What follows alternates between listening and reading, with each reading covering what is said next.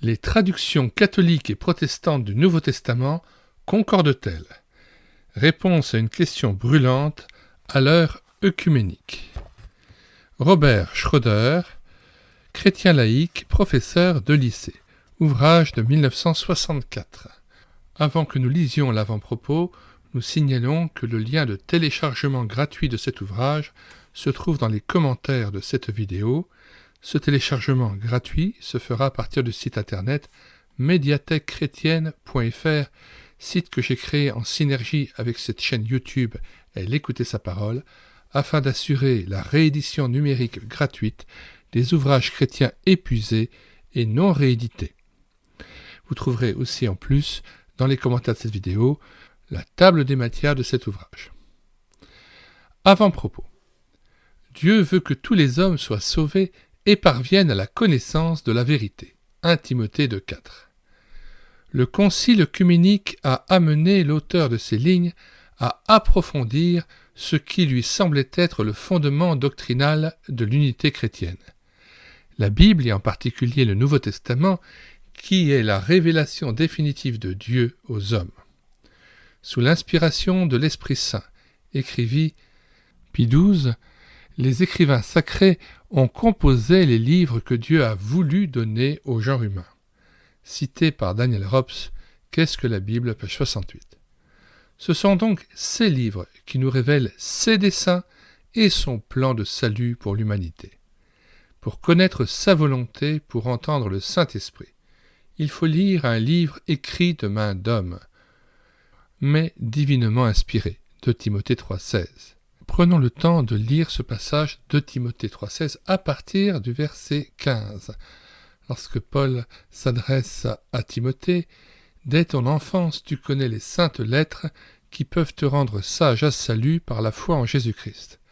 Toute écriture est inspirée de Dieu et utile pour enseigner, pour convaincre, pour corriger, pour instruire dans la justice, afin que l'homme de Dieu soit accompli et propre à toute bonne œuvre. » Fin de la lecture et retour au texte. Reprenons la phrase. Pour connaître sa volonté, la volonté de Dieu, pour entendre le Saint-Esprit, il faut lire un livre écrit de main d'homme, mais divinement inspiré, l'inspiration étant l'impulsion surnaturelle par laquelle l'Esprit Saint a incité les écrivains sacrés à écrire sous sa continuelle assistance. Puisque l'écrivain sacré a écrit tout ce que Dieu voulait lui faire écrire, et seulement ce qu'il voulait lui faire écrire, il en résulte que dans les livres inspirés, tout est parole de Dieu. En sorte que toute erreur, même en matière qui ne regarde pas la foi ou les mœurs, se trouve être exclue de la Sainte Écriture, parce que Dieu ne saurait enseigner une erreur quelconque. Tel est l'énoncé du principe de l'inhérence des Écritures. Ce qui est certain, c'est que cette assistance, celle du Saint-Esprit, fait choisir à l'auteur les mots les plus aptes à rendre la pensée divine dans toute sa force et sa netteté. En ce sens, on peut parler d'inspiration verbale. En effet, il est difficile de dissocier la pensée pure de son expression. Dieu ne saurait être absent de la formulation, de la mise par écrit de son message. Tel est l'énoncé du principe de l'aspiration totale. Puisque Dieu est l'auteur de la Bible, sa lecture ne reste pas sans action profonde sur son lecteur. La parole de Dieu réalise sans intermédiaire ce dont elle est le signe. Comme la pluie et la neige descendent du ciel et n'y retournent pas, qu'elle n'ait abreuvé et fécondé la terre, et qu'elle ne l'ait fait germer, qu'elle n'ait donné la semence au semeur et le pain à celui qui mange, ainsi en est-il de ma parole qui sort de ma bouche. Elle ne revient pas à moi sans effet, mais elle exécute ce que j'ai voulu et accomplit ce pourquoi je l'ai envoyée. Ésaïe 55, versets 10 et 11. De plus, la parole de Dieu nous sanctifie, elle est la voie du salut, car elle opère la sanctification et la grâce. La parole de Dieu, nous dit le vocabulaire de théologie biblique, est donc un fait en face duquel l'homme ne peut se tenir passif. Le porte-parole exerce un ministère aux responsabilités très lourdes. L'auditeur est sommé de prendre position et cela engage son destin. Méditez dans cette perspective. La Bible ne peut manquer d'enrichir spirituellement, de conduire le lecteur, tout comme elle a conduit l'auteur de ces lignes, à reconnaître en Jésus son seul sauveur et l'amener à une nouvelle naissance. Voir notamment page 27, le chapitre sur la nouvelle naissance. Nouvelle naissance par laquelle l'homme échange sa vie humaine et pécheresse, pénétrée de tristesse et aboutissant à la mort, contre une vie divine, éternelle et bienheureuse. Il devient participant de la vie même de Dieu. Le message du Nouveau Testament est cette bonne nouvelle. À cause de ce que Dieu fit en Jésus et par lui, les hommes sont pardonnés, réconfortés et ramenés à l'intimité avec Dieu. Dieu et les hommes sont à nouveau réunis.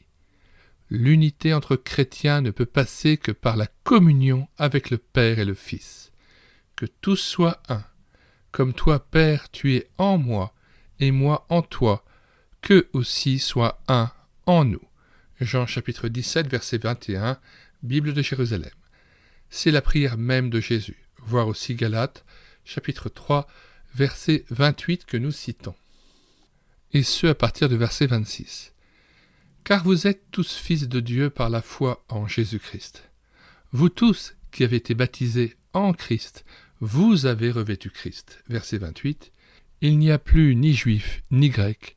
Il n'y a plus ni esclave, ni libre. Il n'y a plus ni homme, ni femme. Car tous, vous êtes un en Jésus-Christ. Verset 29. Et si vous êtes à Christ, vous êtes donc la postérité d'Abraham, héritier selon la promesse. Fin de citation, retour au texte. L'unité, c'est qu'il n'y ait qu'un seul Seigneur, une seule foi, un seul baptême, un seul Dieu et Père de tous, qui est au-dessus de tous, et parmi tous, et en tous. Éphésiens 4, versets 5-6. Or, cette foi unique est-elle prêchée pareillement dans toutes les églises? Propose-t-on aux hommes avides de vie nouvelle et assoiffés de certitude spirituelle le même évangile et le même texte? La comparaison des traductions récentes du Nouveau Testament et leur confrontation avec l'original grec se sont imposées. En cas de divergence, c'est le principe de l'analogie de la foi, Romains, chapitre 12, verset 6, qui doit trancher. Prenons le temps de lire Romains 12, verset 6. Puisque nous avons des dons différents, selon la grâce qui nous a été accordée, que celui qui a le don de prophétie l'exerce selon l'analogie de la foi. Retour au texte. Il faut comparer les passages parallèles et les expliquer les uns par les autres. Ce sera souvent le meilleur moyen de préciser une expression ou d'envisager un fait sous ses divers aspects. Mais la Bible, étant le livre de la parole de Dieu, il faut l'aborder avec respect, foi et humilité, avec un cœur et un esprit ouverts. Et avant de commencer la lecture de cette étude, il faut demander à l'Esprit Saint d'être notre guide et notre lumière. Éternel, fais-moi connaître tes voies, enseigne-moi tes sentiers, conduis-moi dans ta vérité et instruis-moi, car tu es le Dieu de mon salut, tu es toujours mon espérance. Psaume 25, versets 4 et 5. Nous vous invitons donc à vous rendre dans les commentaires de cette vidéo, à cliquer sur le lien que nous avons mis dans ces commentaires afin de pouvoir télécharger gratuitement cet ouvrage de Robert Schroeder, Les traductions catholiques et protestantes du Nouveau Testament concordent-elles? Réponse à une question brûlante à l'heure œcuménique. Prenez le temps aussi de vous rendre sur le site internet médiathèquechrétienne.fr, de regarder sur la page d'accueil l'ensemble des ouvrages, les centaines d'ouvrages que nous avons numérisés, parmi ceux qui étaient épuisés et non réédités, et que nous avons encore de nouveau mis à disposition de tout un chacun.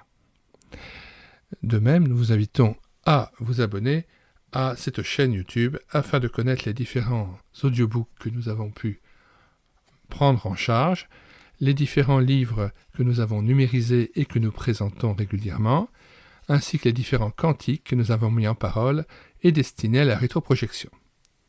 Nous rappelons enfin que Robert Schroeder a aussi écrit un ouvrage que vous pouvez télécharger sur ce site. Il s'agit du livre « Le Messie de la Bible » que nous avons présenté déjà sur la playlist e-book chrétien à télécharger, hashtag 145, et nous mettons bien sûr dans les commentaires de cette vidéo le lien de téléchargement de cet ouvrage. Ouvrage qui nous présente le Messie des prophéties et le Christ du Nouveau Testament, son message et sa mission. Nous vous disons au revoir et à bientôt.